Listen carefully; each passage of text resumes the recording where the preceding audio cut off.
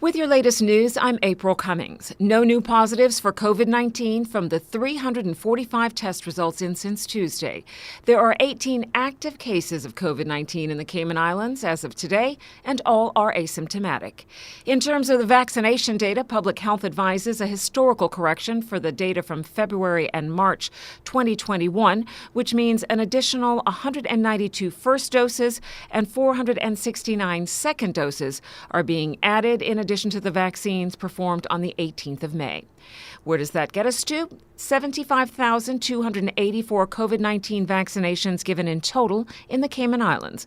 Of these, 40,778, that is 63% of the estimated population, have had at least one dose of a COVID-19 vaccine. 53% have completed the two-dose course. At the beginning of May, following the last scheduled delivery from the UK, there were enough remaining doses to fully vaccinate about 7,000 people. And there are now enough vaccines remaining to fully vaccinate 3,000 people before the expiry date at the end of June.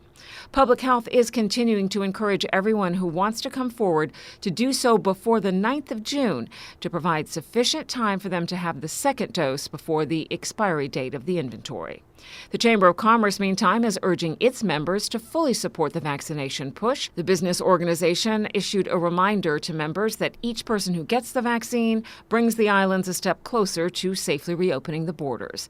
Stay tuned to Radio Cayman for a list of upcoming clinics on our evening bulletin board. In other local news, the Department of Environment is investigating reports of brown-colored water in Georgetown Harbor. At the end of last week, we got reports from the director down at the Port Authority that the harbour looked kind of browner and murkier than usual, and could we come down and have an investigation, because it, in his words, was the worst he'd seen it for a while. So we've had reports of issues in the harbour before with people blaming it on sewage. So we went down to investigate. But indeed, there was, this time round, a browner stain to the water. DOE's Deputy Director of Research and Assessment, Tim Austin, tells Radio Cayman the usual suspect is groundwater flowing into the harbor, but this time that does not appear to be the case. But that water itself appeared to be relatively clear. It wasn't the source of the brown water. So we continued to investigate. We first figured it might be related to the rains and kind of the first flushes, and then also the fact that we've had extremely high and low tides at the moment. So you get groundwater discharging along the coastline into the marine environment, which is quite natural. But as we worked our way through this, it appeared to come and go, and it started to become more of a mystery. Mr. Austin says they've received the results of initial samples and have ruled out raw sewage. So we've been up and down the coast. It's starting to occur in another of locations. I was out this afternoon at Sunset Cove down by Margaritaville looking at a similar problem down there. And it's looking increasingly like we're dealing with a dinoflagellate bloom. Mr. Austin says it's somewhat like the red tide in Mexico, but they're still working out exactly what type of dinoflagellate is at play and what impact it may have. We'll keep you posted on what they find out. A 53-year-old West Bay woman is under arrest, and police have recovered the items she's accused of stealing. On Sunday, officers were called out to a report of a burglary off Birch Tree Hill Road in West Bay, where personal items were stolen. Later in the day, they arrested the suspect, who has since formally been charged with burglary. Minutes from the April 28th meeting show the Central Planning Authority has granted permission to refuel for their application for a 4-unit commercial building, fuel station, generator, and underground tank along the Esterly-Tibbetts Highway. Several conditions were placed on the decision. However, the authority felt the, quote, objectors did not raise sufficient grounds for refusing permission outright. On the flip side, the CPA did refuse permission to NWPR Group Limited on their application for 30 apartments, a cafe, and 2 houses along Northwest Point Road in West Bay, along with an application for a house on Boggy Sand Road. Lookout Holdings Limited's application for a 441-lot subdivision was adjourned in order for the developer to submit additional phasing plans, and an application for 3 apartments off Spots Newlands Road was approved, subject to several conditions. Tourism Minister the Honorable Kenneth Bryan is wasting no time getting acquainted with key tourism stakeholders.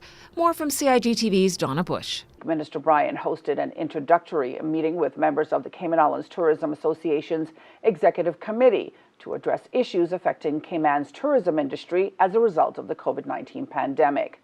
The meeting also provided a forum for discussing the work that has been undertaken by the CETA membership in preparation for the safe reopening of the Cayman Islands borders.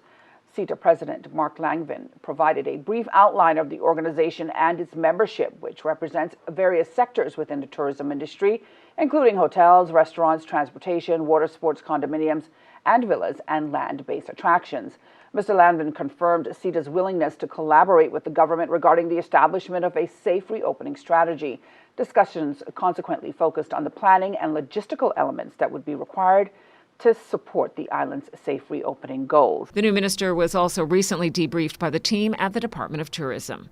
The briefing included presentations highlighting various subject areas and functions under the department's remit and delved into the analytics and research which influences the Department of Tourism's strategies for attracting visitors to the Cayman Islands. The National Trust Next Speaker Series features bats. Radio Cayman's Felicia Rankin-Sullins has more. Bats. They are synonymous with Dracula and disease. But assistant professor at St. Matthew's Veterinary School and the next National Trust guest speaker, Ben Stading, wants to teach you there's much more to these misunderstood creatures. Talking about what they are as animals and a little bit about their evolution. I will review kind of what we know about bats here on Cayman, which species are present, and a little bit about what they eat and where they sleep. And we'll go into some specifics on bats' relationship to disease and the value of bats to our ecosystem. You may wonder just exactly how helpful are they? And if Cayman's bats were gone at some point, we would actually have to spend a lot more money and resources in insecticides to protect our crops and to diminish the amount of mosquitoes here. There was a study done in the United States a couple years back that showed that the value of bats to the agriculture industry there was about $22 or $23 billion a year, just based on the fact that they're eating all these crop pests.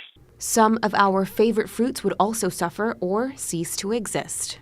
They also help pollinate plants. So a lot of mango trees are self-pollinating, but the bats would help cross-pollinate and make sure we maintain diversity and deliver more delicious fruit as well. And that seed dispersal is very important. There are some native Cayman plants that have evolved to be dispersed by bats specifically. So when the bats disappear, those plants will end up disappearing over time as well. 9 species of bat have been identified in Cayman, one of which is Cayman's only endemic mammal. The speaker series takes place May 25th, 5:30 p.m. at the NTCI Clubhouse in Dart Park. Visit NTCI's Facebook page to purchase tickets. For Radio Cayman News, I'm Felicia Rankin-Sullins. To remove bats safely and humanely from your home, email tours@nationaltrust.org.ky or call 749-1121. In a bit of a break with tradition, the Department of Children and Family Services gives 8 primary school students a national voice by holding a Child Month Junior panel recently. The newest event in the observance's calendar was aired live on Radio Cayman's Youth Flex show, with panelists ready to talk about this year's theme, My Cape. Challenges are passable for everyone. The main topic, school during a pandemic. Did you find it harder to learn, retain the information versus face-to-face, or was it easier? It was harder because, face-to-face is, you talk and ask questions, but in online you have to go in a chat instead of, talking out loud. First, I had to learn how to use my time wisely. I would have to stay focused, and I would conduct research to get more information on a topic or just to help me get a better understanding of a concept taught. Online learning wasn't as hard as it was for them, except when my computer starts lagging. Then I can barely understand anything my teacher is saying, and if I needed help after I come off the Zoom call, I'd have to message them and wait probably hours for a response. DCFS says organizing a junior panel for the first time in local Child Month history was a no-brainer, adding that hearing from the youngsters directly gives important insight into their overall well-being. That is your latest local news from Radio Cayman's newsroom. I'm April Cummings.